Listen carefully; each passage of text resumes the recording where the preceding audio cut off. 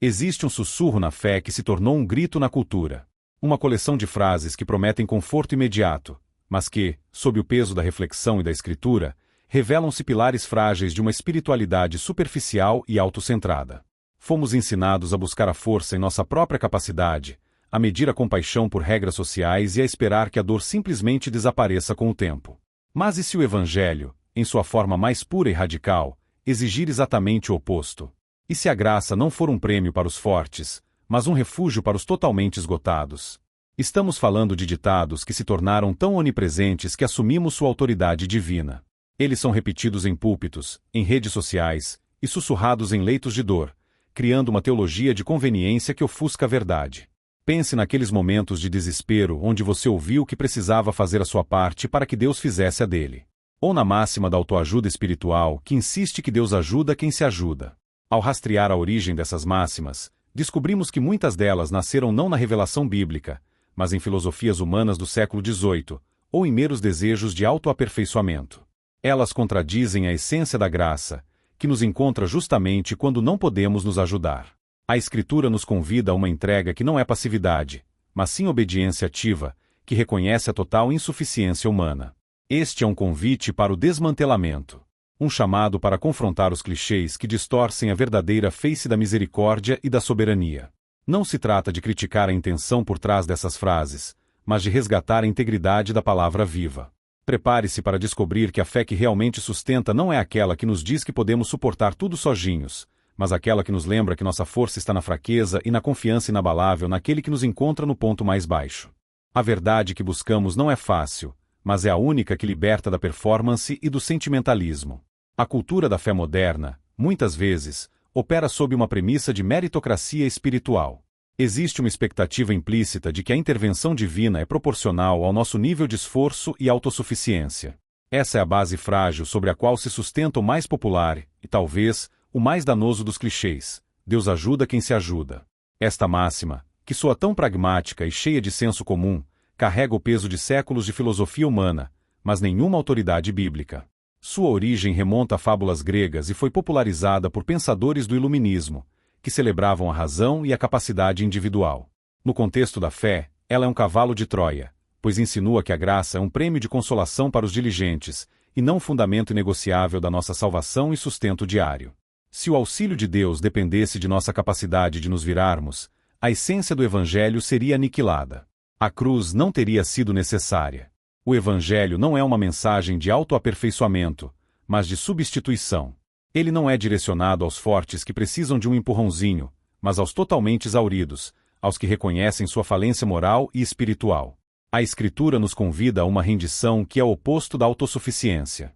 Ela nos lembra que a nossa força é, na verdade, um obstáculo à manifestação da força de Deus. Quando o apóstolo Paulo clamou ao Senhor por livramento de seu espinho na carne, a resposta que recebeu não foi um incentivo à resiliência pessoal, mas uma declaração radical de dependência. A minha graça te basta, porque o meu poder se aperfeiçoa na fraqueza. 2 Coríntios 12:9. A força de Deus não complementa a nossa. Ela se manifesta justamente onde a nossa capacidade se esgota. O ponto de encontro com a soberania divina não é o pico da nossa performance, mas o vale da nossa insuficiência. O clichê Deus ajuda quem se ajuda é perigoso porque ele gera uma teologia da culpa. Quando a vida desmorona, ou quando falhamos em nossos esforços, somos levados a crer que a falha reside em nossa falta de diligência, e não na fragilidade inerente à condição humana. Isso nos aprisiona em um ciclo de performance e exaustão, onde tentamos desesperadamente provar a Deus que somos dignos de sua ajuda. Mas a graça não se negocia, ela se recebe. A verdadeira fé bíblica é um convite para o descanso ativo. É a obediência que nasce da certeza de que não podemos fazer nada de valor duradouro por nós mesmos. É o reconhecimento de que, se dependermos de nossa própria capacidade de se virar, estaremos sempre à beira do colapso. O Deus da Escritura não auxilia os que se bastam. Ele levanta os caídos, fortalece os fracos e supra os que nada têm. Ele se deleita em usar o que é fraco e desprezado para manifestar sua glória. Pense na oração. Se Deus só ajuda quem se ajuda, a oração se torna um mero rito de autoafirmação, uma lista de tarefas que esperamos que Deus coassine. Mas a oração genuína é um ato de dependência, um reconhecimento de que a solução para o nosso problema não está em nossa engenhosidade, mas na intervenção daquele que sustenta o universo. Abandonar o clichê da autossuficiência é abraçar a liberdade da graça. É entender que a nossa força não está em quão bem conseguimos esconder nossas vulnerabilidades, mas em quão abertamente as apresentamos a Cristo. É na nossa fraqueza que ele se torna inegavelmente forte. Aquele que se humilha e reconhece sua total incapacidade é o único que está verdadeiramente apto a receber o auxílio que vem do alto. Não é o esforço que atrai o olhar de Deus, mas o coração quebrantado e contrito. A graça é radicalmente merecida, e é exatamente isso que a torna o único refúgio seguro. O convite é para parar de tentar ser forte o suficiente para merecer ajuda e, em vez disso, render-se àquele que já te encontrou no seu ponto mais baixo.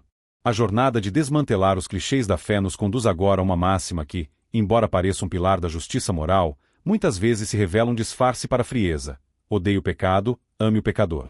À primeira vista, esta frase soa como o equilíbrio perfeito entre a santidade de Deus e a sua misericórdia. Ela sugere uma cirurgia espiritual limpa, onde podemos isolar a ação má da identidade da pessoa que a cometeu. Mas a vida e o Evangelho são muito mais complexos.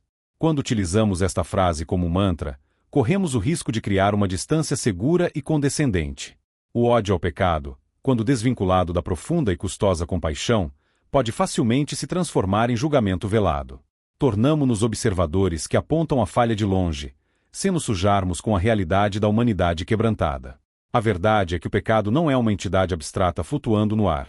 Ele está intrinsecamente ligado às nossas escolhas, às nossas feridas e à nossa identidade em construção. O chamado de Cristo não foi para uma separação higiênica, mas para uma encarnação radical. Ele não amou o pecador mantendo uma distância segura do pecado. Ele mergulhou na lama da condição humana. A misericórdia bíblica não é apenas um sentimento de pena. É um movimento ativo em direção ao outro, que exige vulnerabilidade e, muitas vezes, sofrimento compartilhado. O verdadeiro amor que o Evangelho exige não é um amor teórico que se contenta em odiar o erro, mas um amor prático que se dispõe a restaurar o danificado. A Escritura nos convida a uma compaixão que odeia o dano, a destruição e a morte que o pecado provoca, mas que se recusa a ver o indivíduo como irredimível. O que a graça nos ensina é que somos todos pecadores, e que a linha que separa o pecador do justo passa pelo meio de cada coração. Quando nos colocamos na posição de quem odeia o pecado alheio, sem reconhecer a nossa própria necessidade desesperada de perdão, transformamos a graça em uma ferramenta de exclusão e não de inclusão. A compaixão genuína, aquela que reflete o coração de Deus, não é fácil. Ela não permite que nos retiremos para um pedestal de superioridade moral. Ela nos chama a chorar com os que choram e a carregar os fardos uns dos outros, cumprindo assim a lei de Cristo. Gálatas 6:2 nos lembra que o amor se manifesta na interdependência, não na separação fria. Abandonar o clichê odeie o pecado, ame o pecador significa abraçar a difícil tarefa de amar o próximo de forma integral, reconhecendo que a única coisa que nos diferencia não é a ausência de pecado, mas a presença da graça. Esta busca por conforto fácil nos leva ao próximo clichê que distorce a permanência de Deus. Isso também vai passar. Esta frase, muitas vezes proferida com a melhor das intenções, é uma promessa de alívio baseada na finitude do tempo, e não na fidelidade de Deus. Ela sugere que a nossa esperança reside na passagem da tempestade, e não na presença inabalável daquele que controla a tempestade. A Bíblia não nos garante que a dor será breve. Pelo contrário, ela nos prepara para a tribulação, para o vale da sombra da morte, e para as longas noites de espera. O que a palavra viva nos oferece não é a garantia de que isso vai passar rápido, mas a certeza de que eu estarei com você enquanto isso não passar. A esperança cristã não é baseada na cronologia, mas na pessoa de Jesus Cristo. Quando nos apegamos ao isso também vai passar, estamos implicitamente minimizando o sofrimento presente, perdendo a oportunidade de encontrar Deus exatamente no meio da crise. O sofrimento, na perspectiva bíblica, não é apenas algo a ser suportado até que termine. É um cadinho onde a fé é purificada, a perseverança forjada e o caráter é refinado. Romanos 5:3-5 nos ensina que a tribulação produz perseverança, a perseverança produz experiência e a experiência produz esperança. Se o nosso foco estiver apenas na passagem rápida da dor, perdemos o processo transformador que Deus deseja realizar em nós. O conforto que vem da Escritura é muito mais robusto do que um mero slogan. É a promessa de Isaías 43:2. Quando passares pelas águas, eu serei contigo, e quando pelos rios, eles não te submergirão. Quando passares pelo fogo, não te queimarás, nem a chama arderá em ti. Note a linguagem. Deus não promete que não passaremos pelas águas ou pelo fogo. Ele promete sua presença durante a passagem. A fé que se apoia na permanência de Deus, e não na brevidade da dor, é uma fé inabalável. Ela nos liberta da frustração de esperar por um fim rápido que nunca chega e nos âncora na realidade de que Cristo é suficiente, mesmo quando a dor persiste. Ele não nos encontra no final da luta, mas está conosco em cada passo exaustivo. Abandonar o conforto fácil do isso também vai passar a abraçar a maturidade espiritual que reconhece o valor da resistência. É entender que a verdadeira paz não é a ausência de problemas, mas a presença de Deus no meio deles. A graça nos capacita a suportar, não porque somos fortes, mas porque Ele é fiel. A nossa esperança não está na mudança das circunstâncias, mas na imutabilidade daquele que nos sustenta. É um convite para parar de olhar para o relógio e começar a olhar para a cruz, onde a permanência do amor de Deus foi selada para sempre. A maturidade espiritual exige que abandonemos o conforto ilusório dos clichês e abracemos a verdade crua, mas infinitamente mais robusta, da Escritura. Se a nossa esperança não reside na passagem rápida da dor, mas na permanência de Deus, precisamos confrontar a mentira mais perigosa que alimenta a nossa autossuficiência, a ideia de que Deus não lhe dará mais do que você pode suportar. Este é o ápice da distorção da graça, pois transforma nossa fé em uma competição de resistência pessoal. Sugere que a nossa capacidade de suportar o fardo é o limite da provação divina, e que, se cairmos, a culpa é da nossa fraqueza.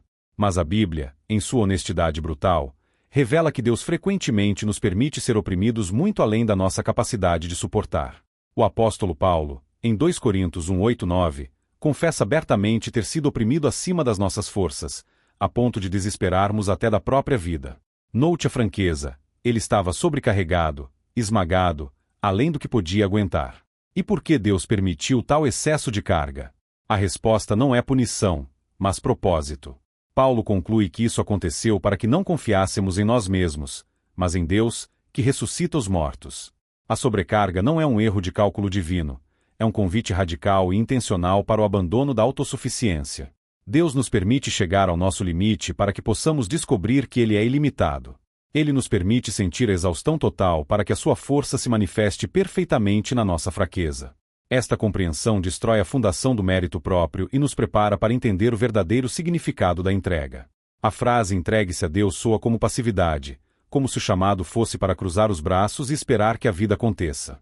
Mas a fé bíblica é uma entrega ativa, não uma resignação passiva.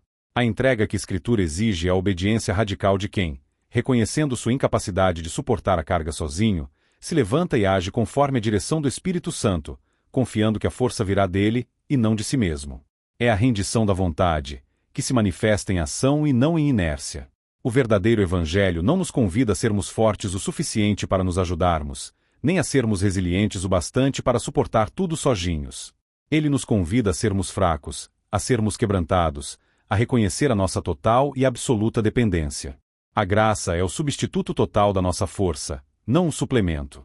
É a verdade de que o Evangelho não é sobre o que fazemos por Deus, mas sobre o que Ele fez por nós na cruz. O fim dos clichês é, portanto, o início da verdadeira liberdade. É a libertação da performance religiosa, da necessidade de parecer forte, de buscar a ajuda de Deus através do nosso próprio esforço. Abandonar os ditados populares que distorcem a palavra é retornar à fonte pura da verdade, onde a fé é simples, mas profunda. É aceitar que somos mendigos espirituais, e que o banquete da salvação foi preparado para nós, sem que tenhamos movido um dedo para merecê-lo. A graça, em sua forma mais pura, é imerecida, imparável e inegociável. Ela não nos encontra no topo da montanha da autoajuda, mas no fundo do vale da nossa falência. É ali, na nossa fraqueza confessada, que a força de Cristo se torna a nossa única realidade. A verdade que liberta não está em frases de efeito, mas na pessoa de Jesus Cristo, que não apenas nos ajuda, mas nos salva completamente, não porque somos capazes, mas porque Ele é. Que possamos, a partir de hoje, parar de buscar slogans reconfortantes e nos ancorar na palavra viva. Que a nossa linguagem de fé seja purificada de todo sentimentalismo e toda autossuficiência. Que a nossa oração seja a confissão humilde de que nada podemos fazer por nós mesmos, e que tudo o que temos é a misericórdia de Deus. O Evangelho não é um manual de autoaperfeiçoamento, é um atestado de óbito para o nosso ego e uma ressurreição para uma vida inteiramente nova, vivida sob o estandarte da graça. A verdadeira fé não é a que nos torna invencíveis, mas a que nos torna dependentes. E nessa dependência, encontramos a única força que jamais falhará. Que a nossa esperança não esteja no que podemos suportar, mas naquele que suportou tudo por nós. Que a nossa vida seja um testemunho da graça radical, que nos encontra no ponto mais baixo e nos eleva, não por mérito, mas por amor eterno. A verdade liberta, e essa verdade é que Ele é suficiente. Amém. Curta se você parou de usar esses clichês e se inscreva para fugir de todas as repetições vazias.